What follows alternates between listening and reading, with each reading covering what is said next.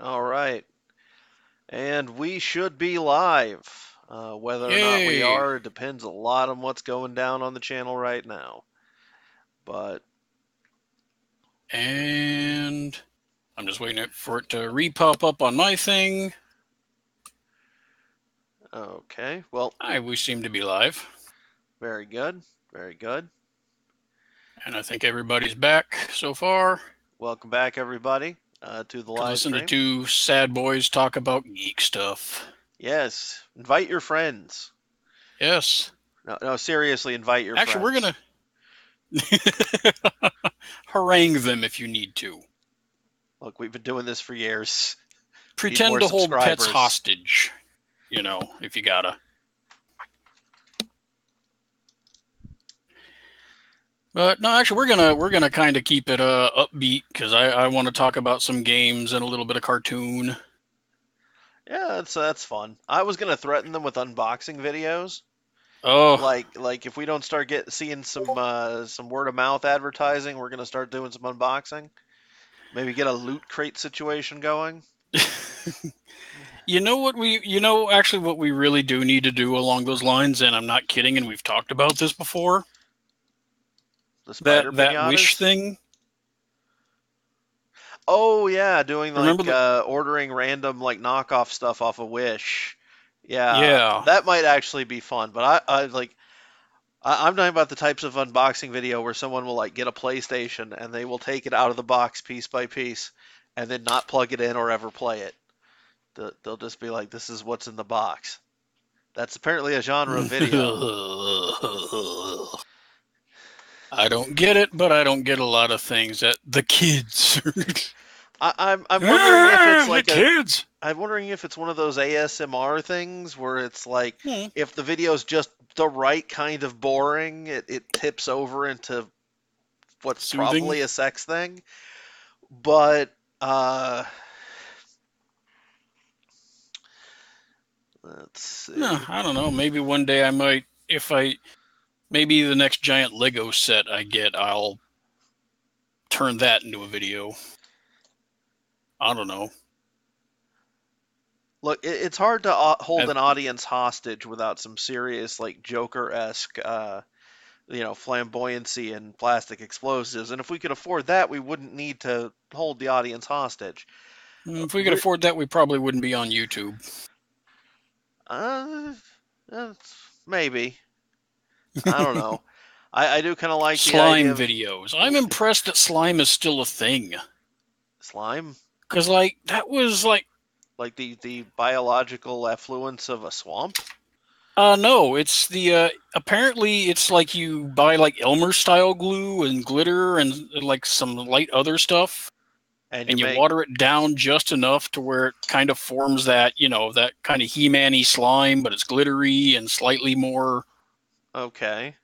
Apparently that's been a thing for like 2 years now. But like, how is that more than one video though? It's like you show the people how to make the slime. Because. Oh, okay. Because people are weird things. And apparently some people find the tactile sensation or even the visual of the tactile sensation soothing, erotic. I don't know. Yeah. That's big. I don't get it. All I know is what passes through my Tumblr feed. Yeah.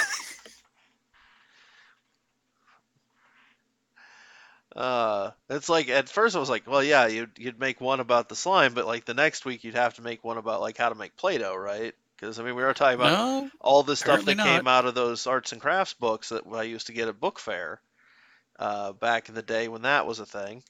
I think they still do book fair. Yeah, I think so. Yeah, a friend of mine's a school librarian. She says they still do book fair. So at least all I know that when I worked at a Five Below, we sold so much Elmer's glue and knockoffs thereof. Okay. Specifically for slime making for schools. Hey. It was insane. If it gets them learning. Yeah. Okay. Also sold a buttload of the really cheap adult coloring books too. Yeah. I'll say this: the dollar stores are like on the on the cutting edge of weird fad. Yeah. So you had a thing you wanted to talk about today. Do you want to go directly into that, or do you want to do something else? Well, actually, I wanted to talk about Mega Man 11 because that came out this week. Okay. After a very long hiatus of any real Mega Man content. Because I'm not going to go into the whole history, but I got Mega Man 11 for the Nintendo Switch, and I've rather enjoyed it. It is a very solid game. It is a very unambitious Mega Man game. In any other year, I would probably really ding it for that, because it really does kind of feel like it feels NES-y in a lot of ways. There's not a lot of hidden stuff. What's that? Go into that. I was just going to ask you to elaborate. Yeah, there's not a lot of hidden stuff. The levels are very straightforward. Most of the cinematics are still hand-drawn scenes and side view cinematics with text at the bottom. It looks like somebody took an NES game and graphicked it up all the way to hell. Okay. And normally I would ding it for being that unambitious. On the other hand, Mighty Number 9 happened. And maybe a little back to basics is kind of in order, Yeah. I really feel like this is a game that needed to prove to the world, yes, Capcom is capable of making a solid Mega Man game without Inafune at the helm, and prove that this formula can be done with modern technology and it will look good, and we can produce a dang solid Mega Man game. Kind of flushing the system, resetting it. Now, Mega Man 12 needs to be fucking amazing. That's fair. It needs to push. It really needs to push things. It needs. I mean, my perfect thing. Okay, my idea. You take the standard your 8 pickable levels, and then when it drops you into a level, but then that level changes. It basically puts your level select basically puts you into a chunk of and I'm going to use this word, and it kind of makes me flinch to use it, Metroidvania world. It puts you into a region that you can go off in a bunch of different directions. There's lots of hidden stuff. There is a main boss along the main path, but there's all kinds of hidden side paths. A lot more some of those side paths, more exploration, more utility with the boss weapons, which is one good thing. Mega Man 11, I'm finding more and more use for the boss weapons. There's a lot of boss weapons, especially if you power them up, can take care of obstacles for you. So can clear some really nasty obstacles, which is really nice. But so boss weapons will allow you to open up new areas, and some of those new areas actually lead to other parts of other levels. Okay. And eventually you start unlocking what is a giant interconnected world of all 8 levels. Okay, yeah, that would be cool.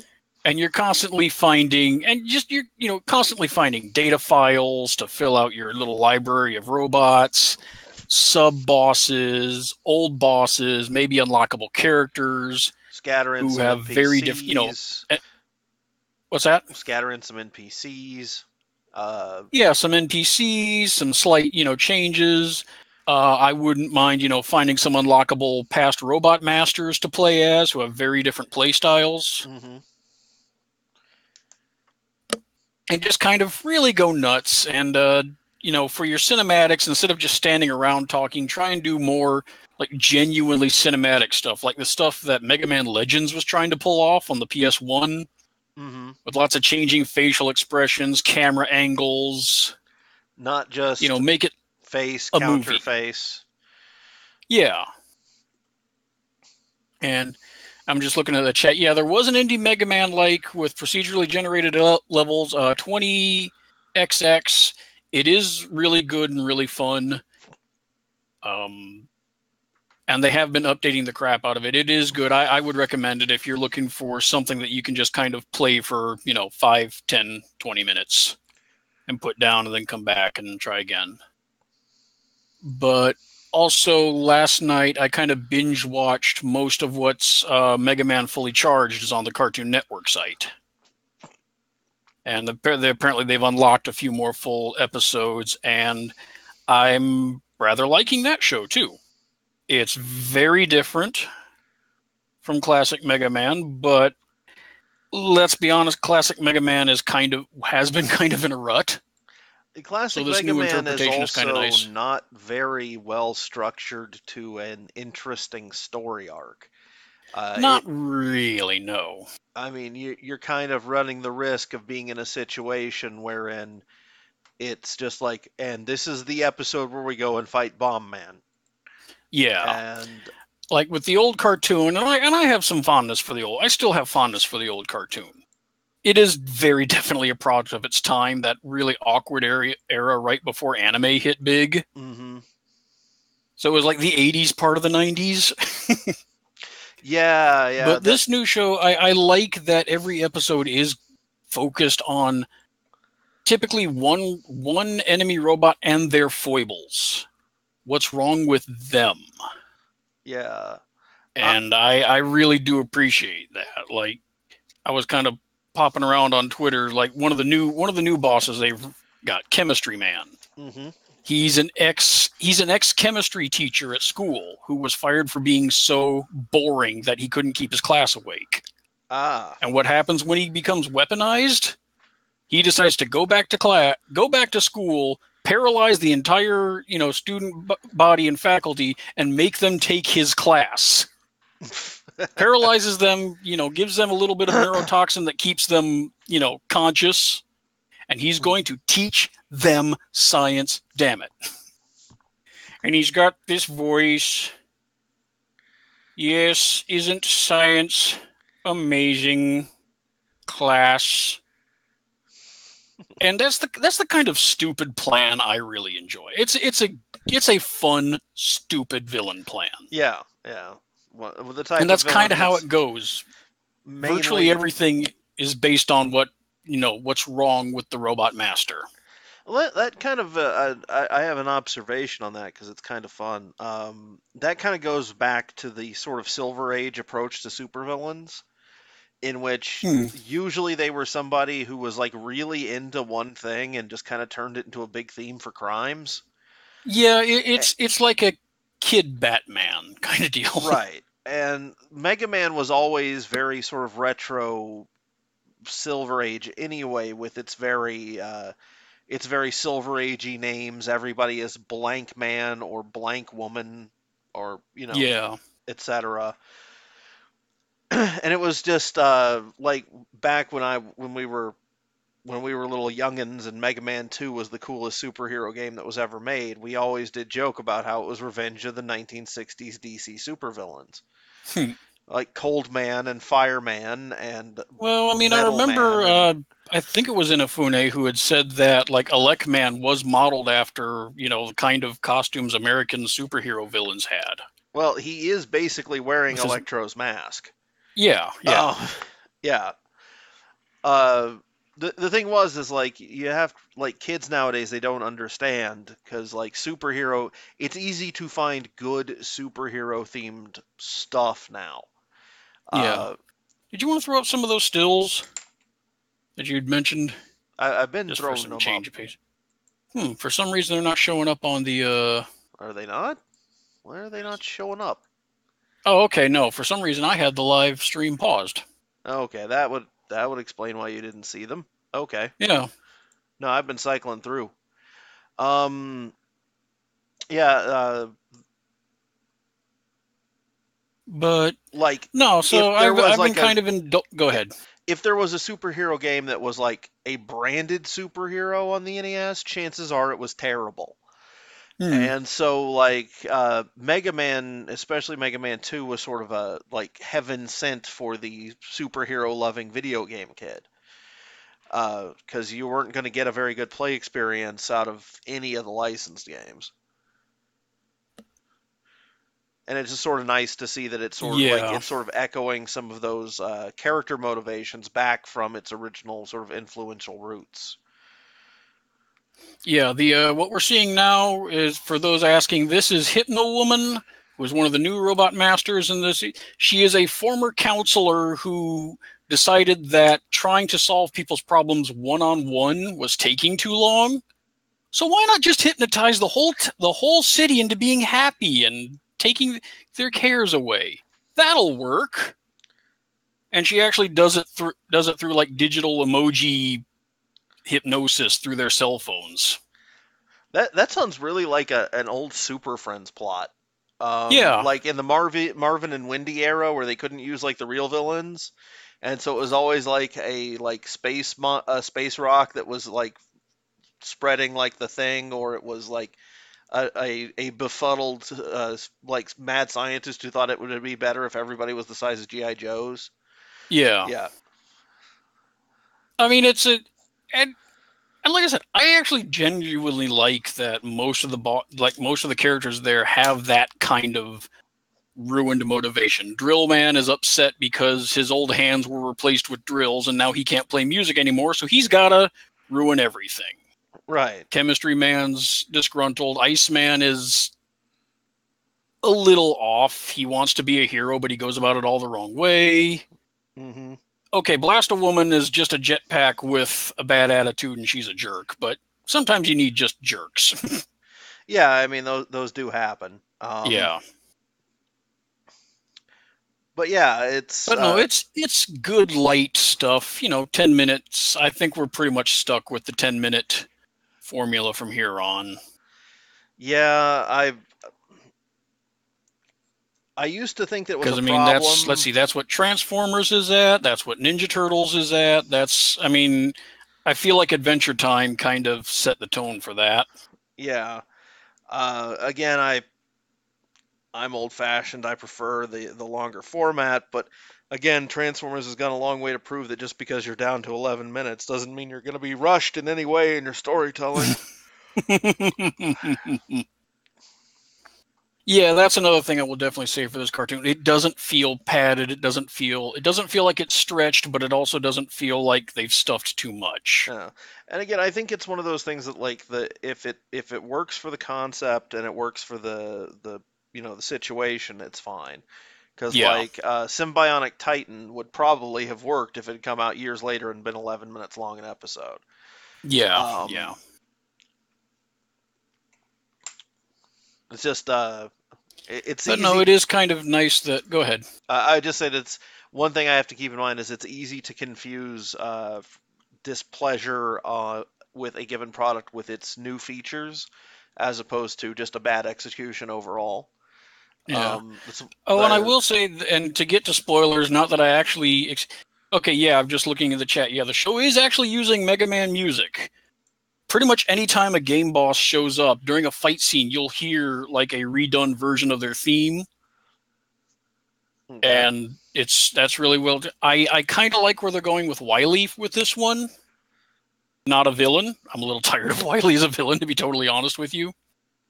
He's actually a kid in Mega Man's school, but they've been planting seeds for a villain turn,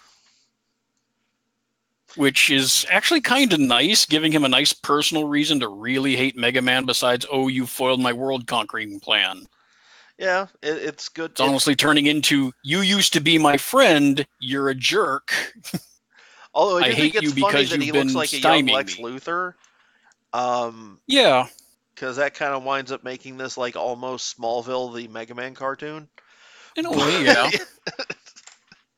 I just really do like, there's a sequence in one episode, actually it's the Chemistry Man episode, where Wily's got his new, like he's strutting down the hallway wearing robo pants that he's designed, and the robo pants have a skull motif on them. And you hear the Mega Man 2 Wily stage in this funky groove. It's kind of beautiful. Yeah, I can dig it. But all right. Yeah, it's weird. It's different. I'm not sure how long it's. I wouldn't mind toys of some of these.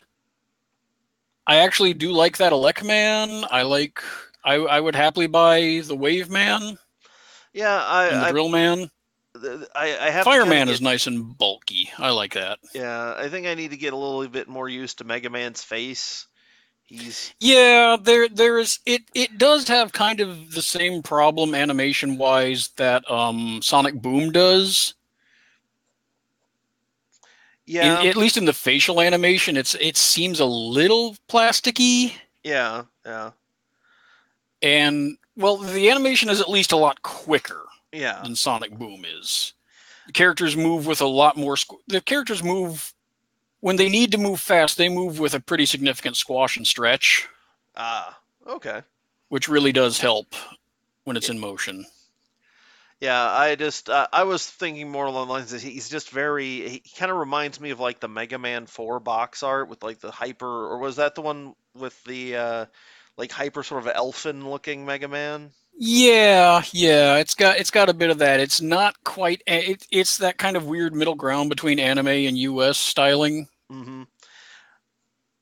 I've generally liked a more like cartoony, like close to the sprite kind of thing before. Yeah, but I can dig it. It's just kind of odd that I'm kind of surprised to see that look being one of the ones that's kind of reintegrated. Yeah. But no, I can see that, but And let's see. I think maybe a video would work. Do you want to hit them? What's that? You want to pop over to watching a video with them? Sure. Let me pull open the thing. We're gonna try. Want to do the countdown when we get to the actual video? Yeah, that way we can kind of make up for some of the lag. Yeah, that's the hope. Yeah. Which one do you want to do? Do you want to start with the drawing one, or do you want to start with the catch up?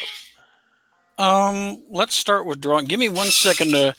Ramona is sneezing. Her sneezes carry. So let me close the door real quick. I'll be back in a second. All right, no problem, Bob.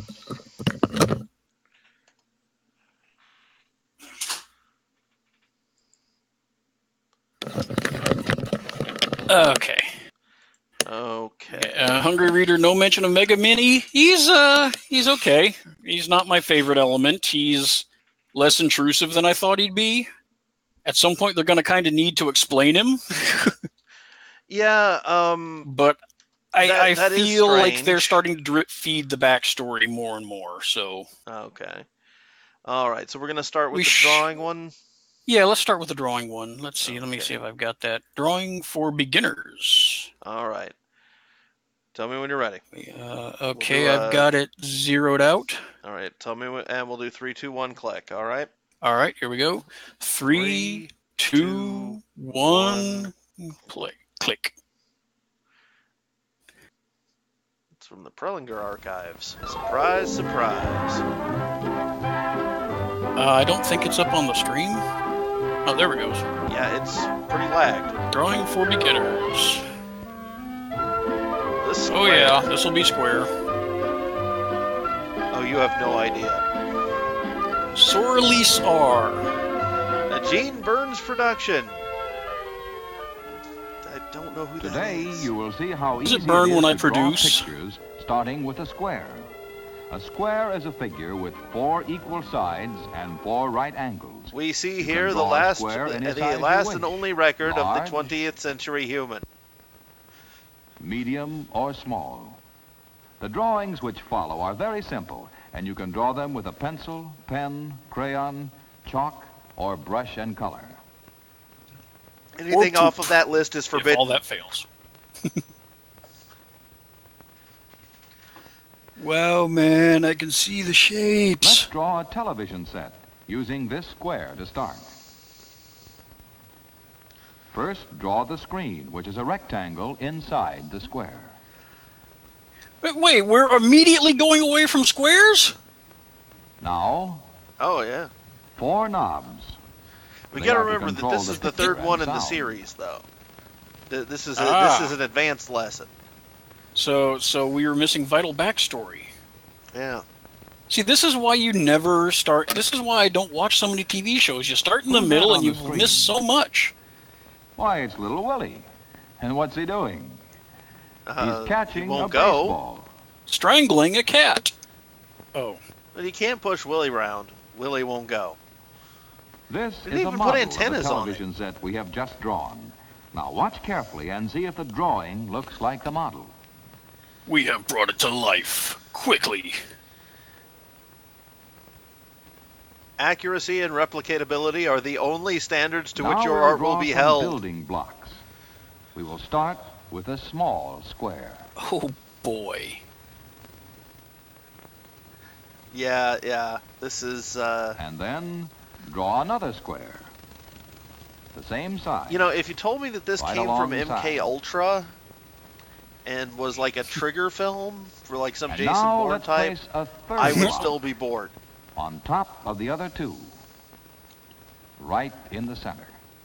Now draw the eye in the middle of that top block. We will now decorate the blocks, which gives you a chance to show your lettering. Perspective is attempting to impersonate the world and is a form of idolatry. Oh, see, there's the top of the pyramid. The Illuminati is real. The reason the models are shown is that we want you to compare the drawings with them. Watch carefully and you can tell if the drawing is correct. Wow, that is a very 1950s approach to art. Boring, lifeless. A matter of being correct. Let us draw a square and leave the bottom line out. No! I don't know, man. We're kind of careening off the rails here. Like this, and you have a chair. Off the rails on a crazy square. This is the chair. Is there Or the anything you start can of a think swastika. that would be easier to draw? 4 lines and it's a complete picture. Yes, a dot. Okay, maybe the aliens have overestimated how much farther in advance of us they are, and how much they need to communicate on our level here. This will be the shape. I am not figuring out how warp engines work now. Then a small square. This will be the base. Wait, did 1950s interior decoration look like that because no one knew how to draw things that weren't squares? You've now drawn a cubist impression of Trump's penis. It doesn't have the little toad face on there, though. Just 2 squares and you have a picture of a lamp. There are lots of pictures you can draw just as easy as this. And without fear of repercussions. Have you ever drawn a checkerboard? It's not hard. Strap in, folks. Start with a large square. Do you want to draw a checkerboard?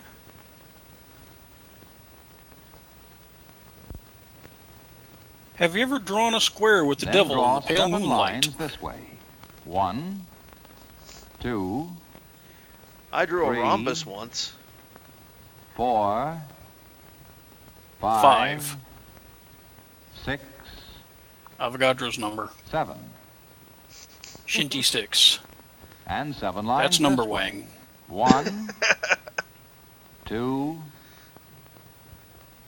3. Look, if the kids need to be helped with the counting out loud, maybe this is a little advanced for them. 6. Or not, because squares are a basic concept that children get before they're verbal. We will black in every second square. No, this is solely so the teacher can go out and have a smoke or a shot of scotch. Now jump 1. Or a flaming shot of scotch. Jump again. We're going to show you every step. Strap in, children. Now start on the second line and do the same thing. Why have you skipped one? What's going on? Oh my God, you madman! You can make a real checkerboard just like this one and play checkers on it. It's easy to do and lots of fun. Or the table at a cheap Italian restaurant. Now we will draw a square clock. I suppose checkers is lots of fun if your alternative is staring at an apple as it browns. Or this film strip. Yeah. I mean, it comes with its own built-in scale of reference. Then, a small square inside the large square.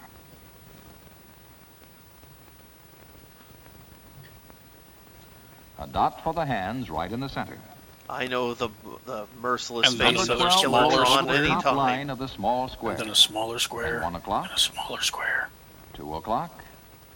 3 o'clock. 4 o'clock. Oh. 5 o'clock. At first I thought it was a square boob. 7 o'clock. 8 o'clock. 9 o'clock. 10 o'clock.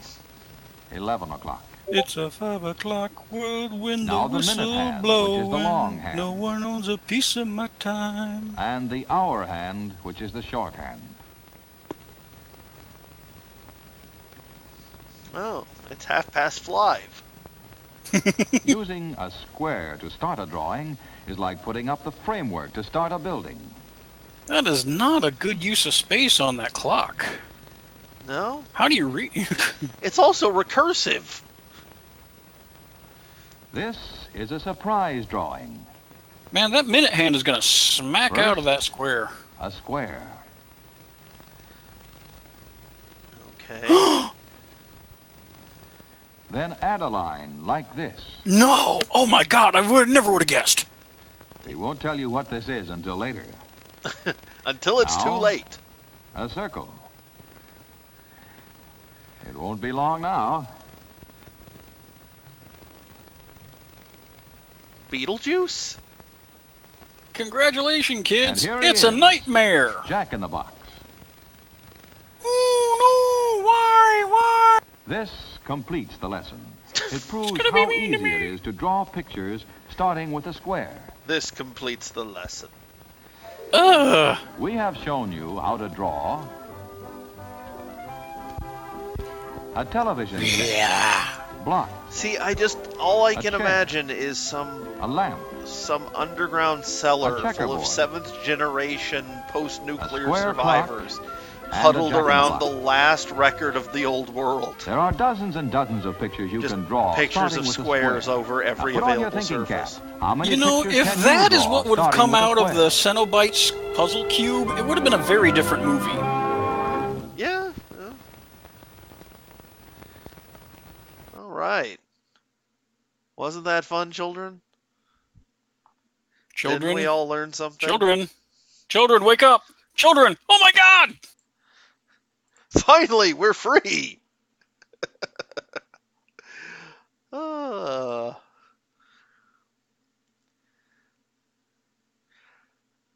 Oh. What even were the 50s? Why would they even the 50s? It is important to remember that at the time, leaded gasoline was legal, and every person in an urban area most likely had at least a mild form of lead toxicity, the symptoms of which involve paranoia and increased aggression. How does that? Well, that doesn't explain the dullardism. It does also cause a damage to the intelligence. Okay. That's a definitional sort of symptom of lead poisoning. It damages the brain. Now we're all gonna, after the stream, we're all gonna draw squares, right? Just scrawl them all over the walls. You know, use blood if you have to. I'm not saying use blood, but if you really need to, if there's nothing left, you know, get a screwdriver and carve a square into the wall. Now, and we're going to make a square clock that has a square face, because everything in the 1950s has been designed to be as soulless and boxy as possible for maximum efficiency.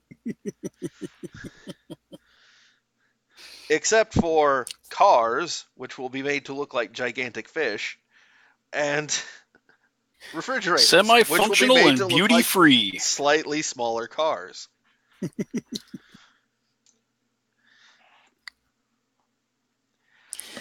Oh boy. Yeah, I'm just saying. Yeah, also, I did some watching of to go back to cartoons really quickly, because we still got some time to burn before the next one. Was watching The Rise of the Ninja Turtles. That show is kind of batshit insane. I do appreciate it for being the first Ninja Turtles piece of related material that has made like zero effort to explain anything ever. Well, the very first episode, they kind of explained why there's mutants all over the place, but that's about it.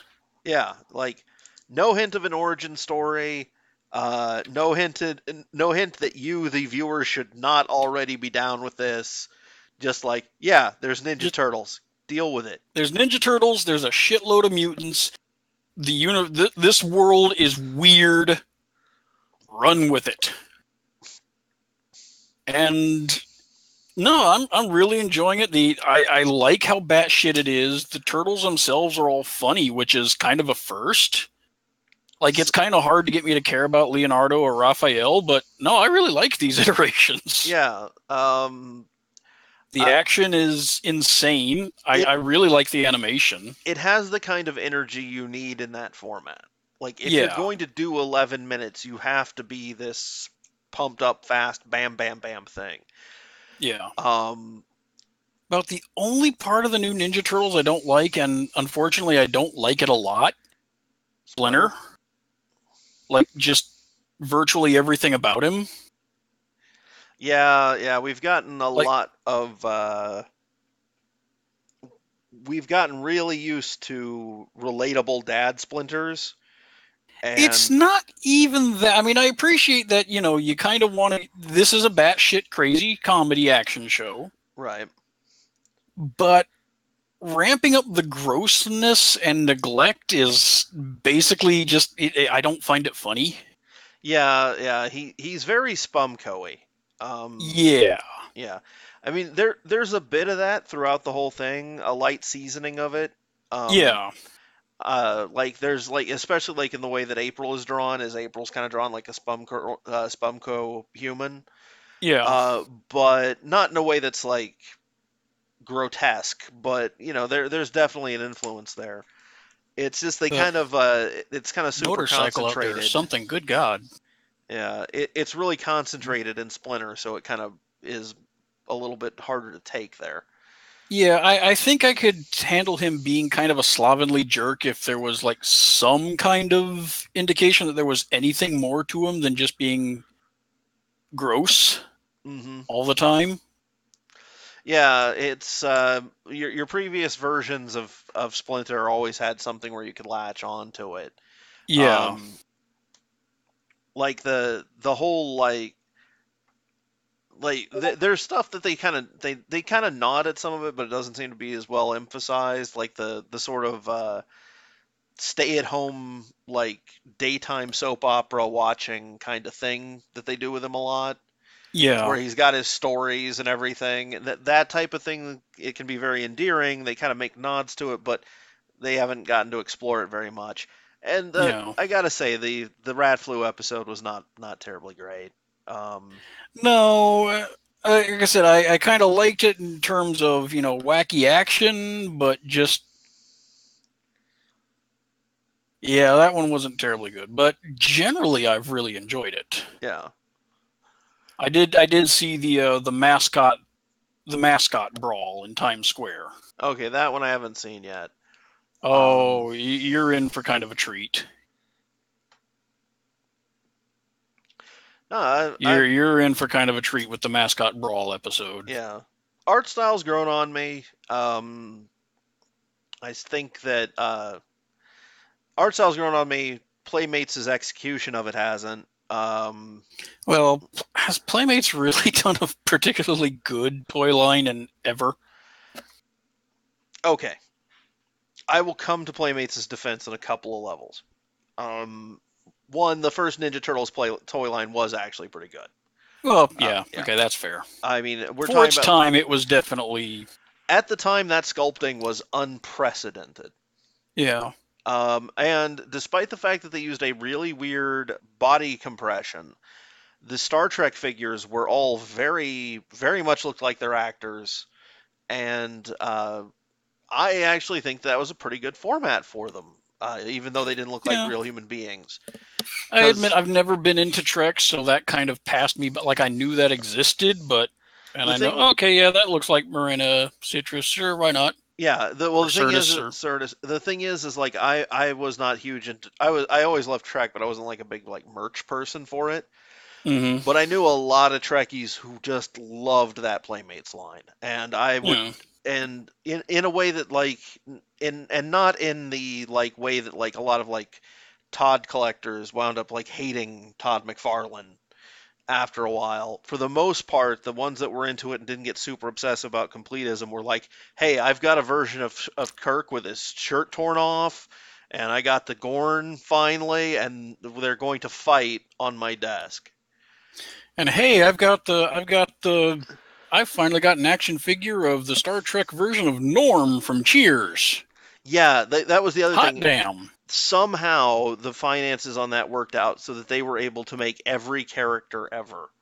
That's what it seemed like. It's which, I can appreciate. And it's that Dabo girl that Bashir dated for 4 episodes. Okay. Meanwhile, meanwhile, as a modern Mega Man fan, I'm like, boy, I would love action figures of anything that isn't Mega Man, Proto Man, or Base. Well, wouldn't that be nice? Think of any other time that Star Trek has been a license. Think of getting anybody that's even like a Chekhov. Like it's much less like specific the current Klingons.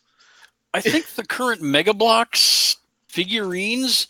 They've just been doing repeats of Kirk and Spock in their little single pack lines. Yeah. No, it's Playmates had a formula that worked for them for a long time, and their sculpts actually tend to be pretty good if they know what they're doing. And if the licensor tells them not to Playmates it up. Yeah.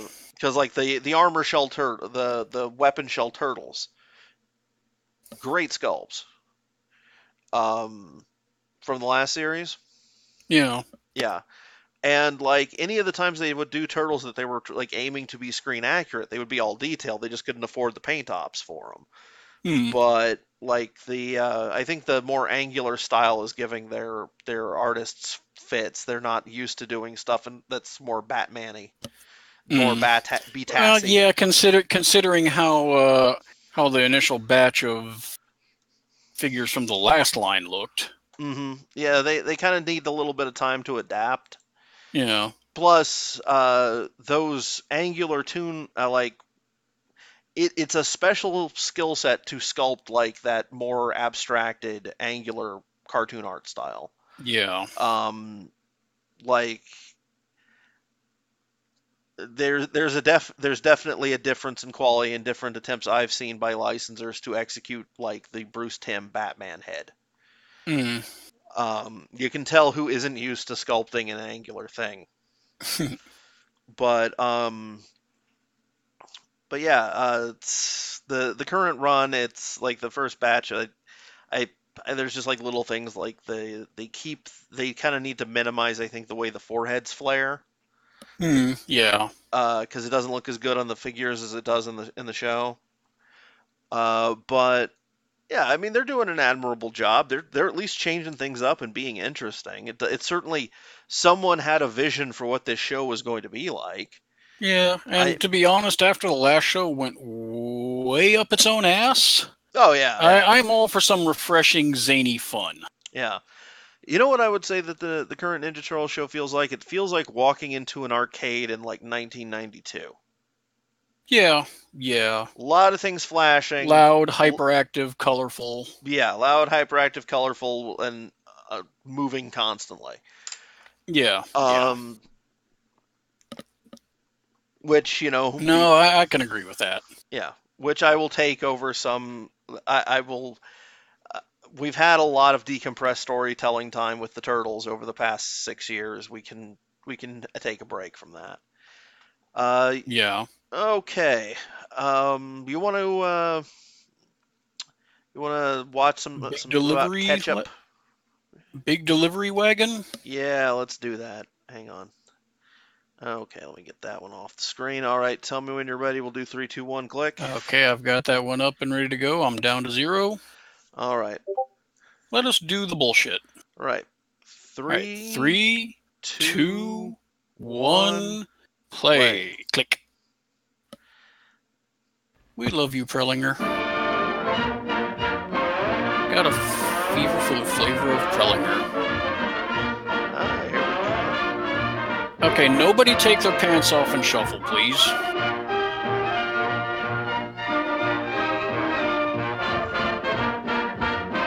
That's what it means to you. We didn't have to pay for the song. When Grandma was a bride, a familiar sight were these gleaming white wagons drawn by jet black horses, delivering the new processed flames spurting from their hellish mouths. Fascinating is the story of these famed draft horses. There are 57 card-carrying communists. Noted for their appearance, breeding, and care, they were quartered in probably the world's first air-conditioned stables, on floors of cork and asphalt, with daily rub-downs by electric grooming devices. Some people call this a lot of falderall.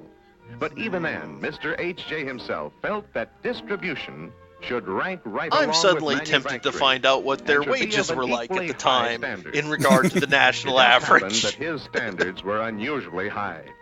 On the other hand, ponies. Much of a housewife's food was largely seasonal. Not only seasonal, but hard to get. Little blight on the prairie. Eesh. It was not enough that the little brick house at Sharpsburg, PA, grew into the big kitchen that spread from coast to coast. What the? The founder and his men realized it was equally important to put the foods where any housewife, anytime, could reach out and get them. So, just as the processing plants were located in the best growing areas, distribution centers were next established in all parts of the country, where they would best serve the customer. Ironically, this would tell the aliens just how to conquer us. Take any of the famous 57 varieties. Notice how the flyby states are fucked. This housewife did. We knew she was going to, more than a year ago. Oh, we didn't know her name. She took it rectally. Know that approximately so many shoppers, including hotels, restaurants, Heinz and 57 in knows every all. In the United States would buy so many millions of bottles of Heinz ketchup this year. This survey was made by the Business Research Department. They told planning and distribution, who in turn told manufacturing how much was needed. I think we buy like a bottle of ketchup every 3 months at least. At most, actually. Pedigreed tomatoes to plant. That'll do. Before I die, have a little bit of joy. They're just getting into the social engineering that's involved in making sure that they have exactly enough ketchup for you. And they know they will have the right amount to fill the demand. Of course, these ripe, luscious beauties, fairly bursting with vitamins, will soon be processed into an unrecognizable appetizing juice, nourishing soups, and delicious sauce to combine with spaghetti. They're bursting with vitamins, which we will smother in sugar and corn syrup. But let's stick to ketchup as our typical example. The big pack in this line begins in mid or late summer. The New Year's sales start simultaneously. That means the last of the previous pack must be just leaving the grocer shelves. That's a ruling principle of this amazing system. A continuous flow of as many products as possible from the processing plant to the warehouses, to the grocer shelves, to Mrs. Housewife's kitchen. And if you stand in the way of that engine of progress, woe be unto you, citizen. The produce comes the into the ketchup plant, must flow. is processed, and moves out to the proper warehouses. It's From got the warehouse tendrils. to the food stores in its territory, or to hotels and restaurants. And from the stores to the surrounding homes. Repeat And from that the in all lives parts to of the flee, country, the with horrible 57 different lie. varieties, and the varieties within varieties, adding up to at least twice that number. And where those areas overlap, some idea deadly why this wars over gigantic system is the territory. pattern of national distribution in America. The harvest is brought in. But at then its the peak Mayo and Nation attacked. processed within a few hours. That means while still at its flavorful best. The finished product goes directly from the packaging line to waiting trucks, which start them toward the designated warehouses. There's room at the plants to store only a small part of the food they process. Here is a typical branch Maybe it's because I've been seeing too many of the wrong videos, but I keep seeing those forklifts and thinking of the Heinrich is not a good forklift driver. Milwaukee. And then somebody loses an arm. Why does every Heinz plant look like a public high school? California. Jacksonville, Florida. Dallas. See? And Los Angeles, to picture only a few. It's the only Goods one that from doesn't. The various processing plants arrive by truck, by rail, and at this, as well as many of the others, by ship. And here comes a load of our ketchup we saw leaving the bottling line such a short time ago. And through unholy portals. So completely modern so and what commodious. do the horses have to do with this? Here again, there is room only for goods in transit. Are they part of the sauce? sauce? Not more than a few weeks' supply can be kept on hand of most kinds. Even at that, it takes a lot of floor space to house so many popular items. Here we see stacks of oven-baked beans put up to your choice, next to stack after stack of all kinds of soups.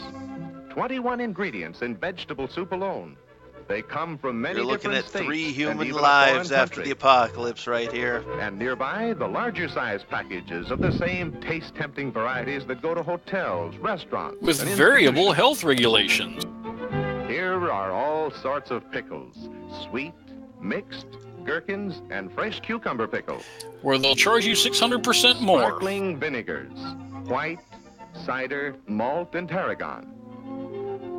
Wonderful spaghetti and macaroni. Drink a bottle now. Full-flavored jellies of choicest fruits, apple, grape, berry, quince, and others. Quince. Those popular baby foods. Strained fruits, did we hunt the quince to extinction? Is that why I've never heard of it? As well as junior currant foods jelly? In the same wide and tempting selection. All through the day, the cases come in to be loaded for delivery to the stores. Don't all these canned boxes just make you so hungry? We're drawing with squares. First thing in the morning when the stores open. These are the glistening white motor trucks that replaced the gleaming white delivery wagons of days gone by. But they too are kept spick and you, like them, will not be missed. As the food they transport. So the trucks deliver the goods to the stores in their territory. The horses were used to make the meatballs in your spaghetti.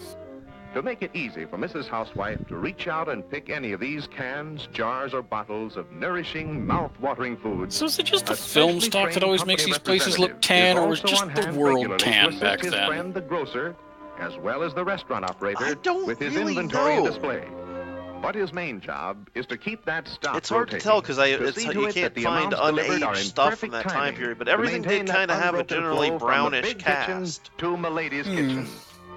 It does look appetizing. I think it was just harder for them to get pure color printing. We took for our example. Heinz so everything was kind of a little brown. Largest producer of ketchup. Even the paper's shape a of the little bottle dull. is their invention. Designed to expose boy, yeah, that pile of bottles of ketchup sure looks appetizing. For instance, and those would all be glass. I could just guzzle one right now. From the arrival at the plant of these mountains of lush, golden, russet, and flame red apples, the movement of their tangy juice to and from the vinegar. And I am seeing so much cider. Wooden tank cars, till it too Hard can be cider. bottled, That's what I'm seeing there. and delivered here, clear, sparkling, and aromatic, and uniform. Whether you're a just like America, all those apples by color user in Miami, within an hour, or they were whipped that severely. Every bottle, every gallon, every cask you buy is always the same. Or we might have taken pickles, one of the most eaten canned vegetables in America. But only the women need to know this stuff. Why have we shown you all this? Because we hope the next time you see any of these products of which we are so proud, that they will rouse in you a mental picture or two. Well, 3 if that's all right with you. So the next time you see a can because of, we're just going to whip it out and prove how great we are. You will see through and back of the famous label. Make an emotional connection to us. We dare you. We double dare you. Together with rich, sweet cream in stainless steel kettles under the loving care of famous chefs who know exactly when to say, that's it. That is one of the pictures we'd like you to see when you pick up this can. Another that does not reflect reality, but it is what we'd like you to see. System that maintains for also, I don't like tomatoes, so you've already lost me. Foods are famous. And last but not least, the third picture we hope you see So, is its ultimate use, for which all I that's see gone you, before was little left. hobbit. The moment the soup itself appears on your table, steaming, redolent, and inviting. Or in a can of these yeah, I never oven-baked understood beans. tomato soup. We want you to see sun-swept vistas of these No, and other vegetables ripening in the country's You know, this richest is soil. it is kind of refreshing for them As to just well come as out and the vision outright of their say how they flowering want us to appearance on think, your table. as opposed Yeah. to just Honey brown, programming it into succulent us like and they do tempting. now. We'd Or like you to among the think of baby us foods, fondly. strained Oh, vegetables, well, that's soups surprisingly and fruits, honest of you, Heinz. an enticing, nutritious serving. Okay, like now this. I'll be honest. I could kind of go And for some isn't baked that beans a now. dainty dish to Yeah. set before the king of your household? Or the next time you drop in at your favorite lunchroom for a snack, you know what the sight of that familiar miniature soup kitchen will Puke call to your mind. green. It means it'll be Whether it edible no matter soup how or much the beans chef or fucks it up. spaghetti, you will see not only the satisfying quick energy food, but behind it, the big kitchen that prepared it at its peak of perfection. And equally important, God, I wonder how much the one of them Big little Delivery Wagon soup that machines rushed it goes to for you now. at its peak of freshness.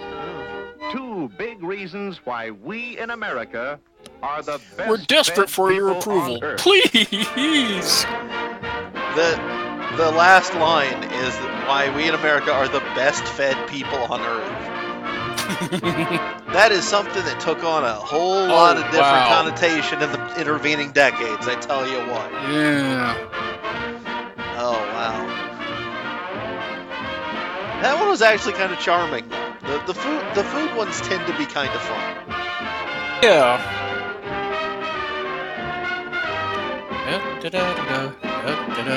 Because they're rarely as sinister as the social engineering ones. The various... They're so earnest. Yeah, it's just like, look, have you considered eating way more prunes than any human being would do? We, as the people who make really, prunes are fantastic. Love prunes. Yeah, we, the people who make prunes, would appreciate it if you did. Here's a cartoon about a friendly prune man that we hope you will associate our product with, because the only other thing anyone associates it with is going to the bathroom, and that's not something you want to think about in the grocery store. See, I just can't not think of that one Uber short that Riff Tracks. They didn't even really riff it. They just played it during a live show with this withered old Colonel Sanders looking going on about how you drink a big glass of prune. You ever get that thing where you've finished a glass of prune juice and there's all the prune stuff at the bottom of the glass, and so you just pour another one and enjoy that sweet pruneness. Just try so hard. It's endearing. You feel kind of bad for them. I mean, somebody does need to make prunes, I suppose. They have a certain utility in society, especially for the older generation. But you got to wonder, like, it's got to be rough if your company is demanding annual growth and you're the one who is presenting prunes. It's kind of hard to... You're not going to have a situation where all of a sudden, like, prunes are the new Chipotle sauce. You know, that's unlikely to happen. The hipsters are not going to glom onto the prunes. They have limits. But yeah, it's like the unrefined tactics of the past either come across as advertising tactics, either come across as amazingly crass or kind of endearingly honest, depending upon my mood. Honest and naive. Yeah, or just cute. There's a little bit of naivete to it. Well, it's like getting attacked by a puppy. You know, yeah. Like, it's like, oh, it's adorable. You think that those little teeth are gonna work. I grew up in the 80s. You guys, it's like it's just the Bane speech right there. It's you thought you were familiar with advertisement, but you merely adopted it. I was born into it.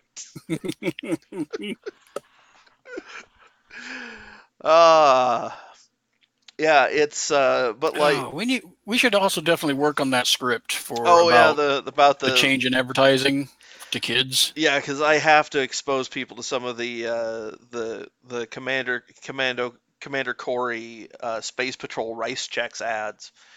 Yeah, which are and like Super Circus and those kids shows with the really blatant stuff, and how the general message hasn't changed, but the nature, the presentation has. Yeah, like traditionally it was like literally there was a presenter who presented it to you.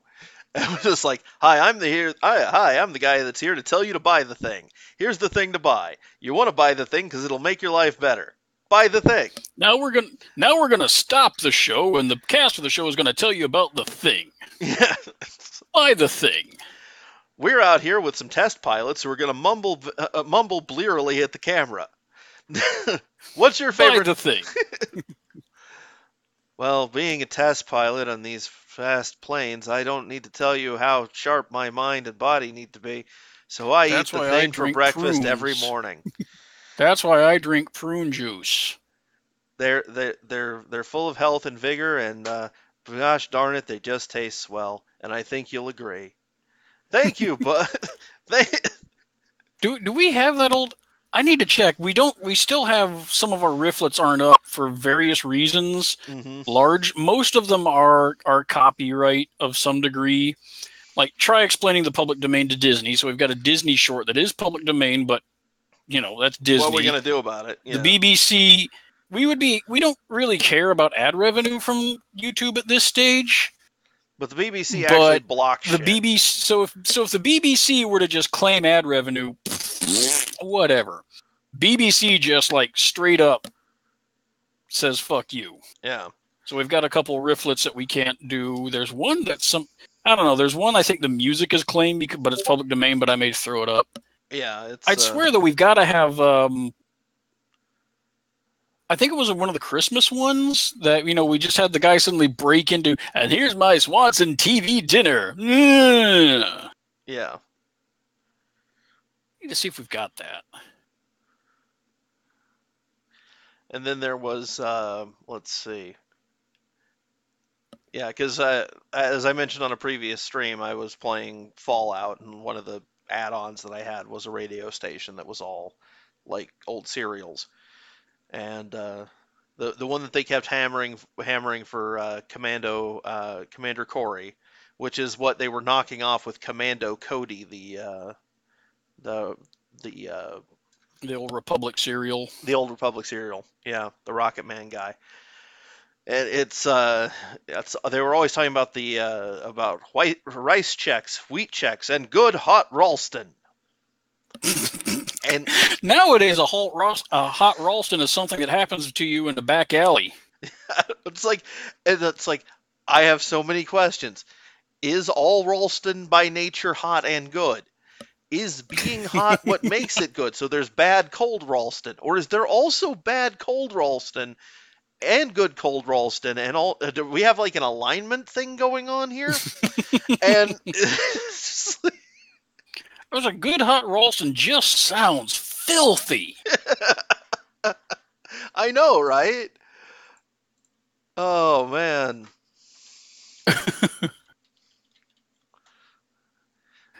Oh, dear. Yeah, it was a hot wheat cereal. It's basically, like instant oats, but wheat. Ugh.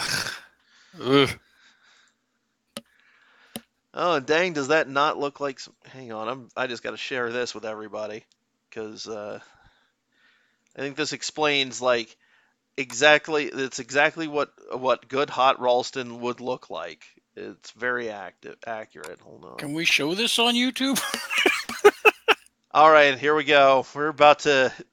Mainstream media is going to be coming at us. We're going to have ourselves a whole big to-do. They're going to be getting us on the Daily Show for this. Behold, everyone.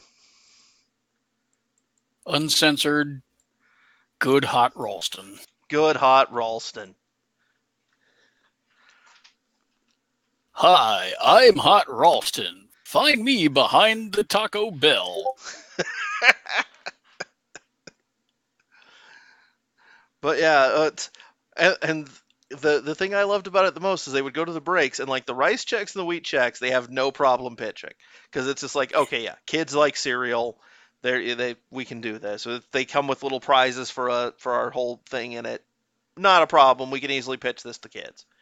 You want the trading cards, you buy the goddamn cereal. They're always having to make the harder pitch for the Hot Ralston, because even at the time, it's so obviously an old person cereal.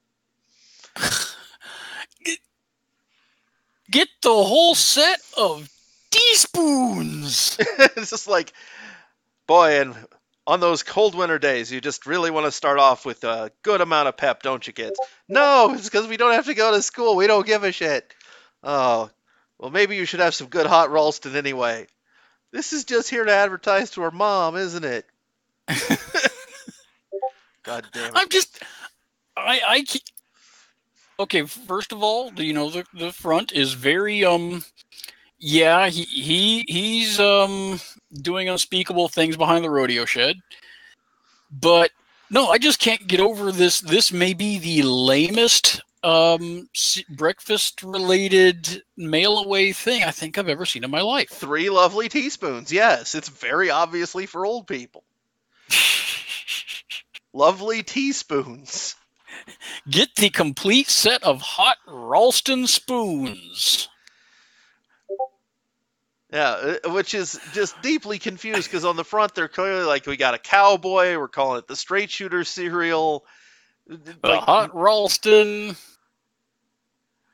Back then it even sounds like a gun.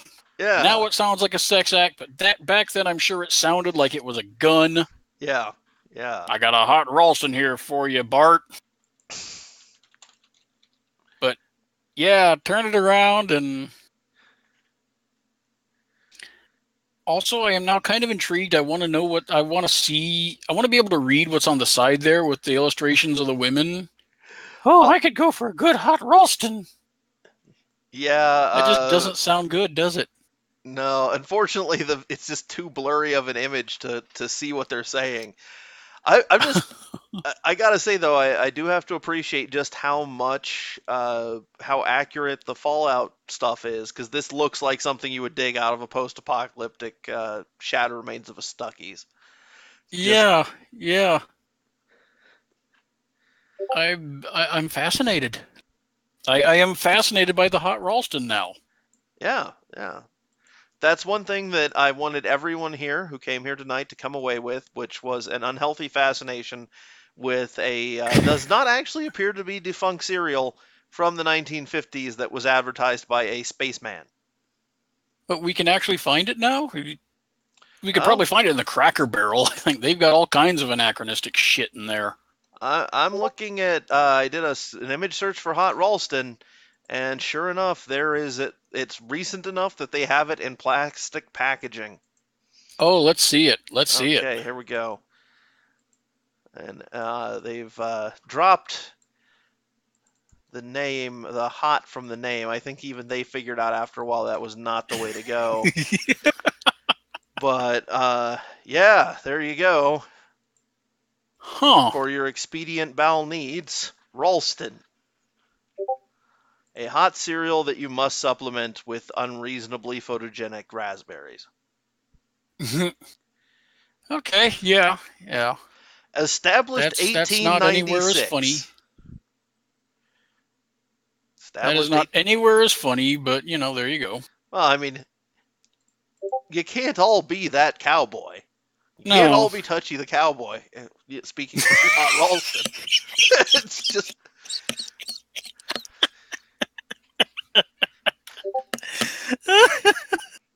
Touchy the Cowboy. I did not know the night was going to go this way, but I'm delighted it did. The other wonderful thing about Commander Corey is that his sidekick, Cadet Happy, is obviously the same age. And his soul-defining character trait is at the end of every episode, he lays just a total shit pile stinker of a pun and then laughs at it. No one else laughs at it. He does. In a, sort of a weird 1950s comedic donkey laugh. I have a feeling that there were a lot of parents in the 50s who wanted to punch Cadet Happy. Like, I think maybe that was supposed to be the sign for the parents to turn this shit off. We're done now. Just to alert them from the other room. Okay, there's that jackass braying. It's time to turn it off and watch the news. Yep. Yeah, the other thing is like the version I was listening to was the radio show version, and like there's one guy that is like 7 different villains in the small selection of episodes that I had. Like there was a total of maybe 15, 20 episodes, and like this one guy is like 7 different bad guys.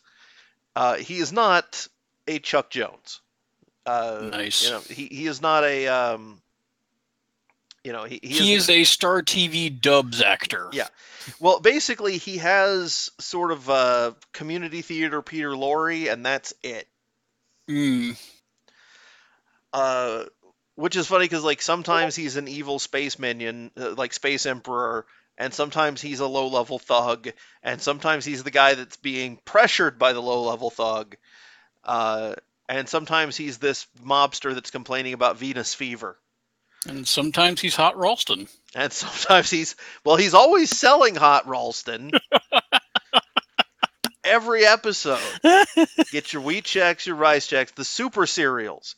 This is what happens if you put your goddamn basic cheap fuel in shit. It doesn't run. You got to put in super fuel, kids. And the only super fuel that will not poison you is rice checks, wheat checks, and good Hot Ralston. Now get down to the Buster Brown and get yourself some space coins.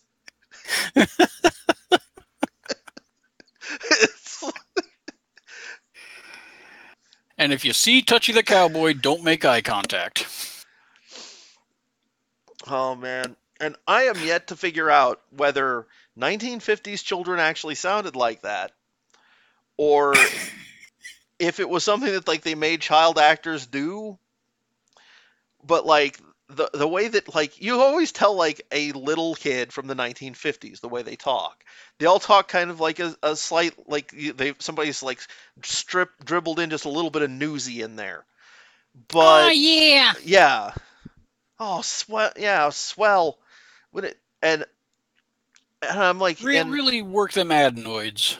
Yeah, and you're just sitting there, it's like, okay, now is this Phyllis the receptionist doing this, or is this an actual child? And you can't tell, because people in the 1950s on television did not talk like human beings. That would be one of the things, like, if I had a time machine, is I would record actual 1950s people talking, like, without their knowledge. Yeah. So I could show people that, like, people in the 50s, like, it's like they were doing a thing on TV most of the time. You know, it was a thing that they did just for acting. But it's just, it's so weird because, like, it's just this stream of commercials that doesn't even try to not be part of the action. And we get that now because we have, like, all the product placement, but at least they don't. You never have a situation where, like, the show stops and Sherlock goes on about his to scarf. A halt. Yeah. And doesn't tell you how to get a limited edition version of his cell phone. Talk directly to the camera. Right. Yeah. But it's just funny because it's also, like, I always find it fascinating, adults attempting to relate to children. Because it's everybody complains about it. It's one of those things that's always going to be, like, you're always going to be the what's up, fellow kids. It's just the different ways that you did it at different time periods. It's always tone deaf and condescending and kind of funny, but it's different decade by decade, like the way they do it. It's always at least 2 years out of date. Mm-hmm. The kids were into this 2 years ago. Like, the teenagers were into this 2 years ago, so now we're peddling it to the 8-year-olds. Yeah. There's that type of thing.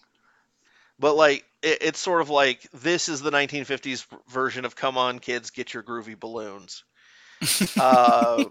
Which, again, was one of the better things that we've ever encountered. Come on, baby, get your lovely teaspoons. Get a hot Ralston and get your teaspoons.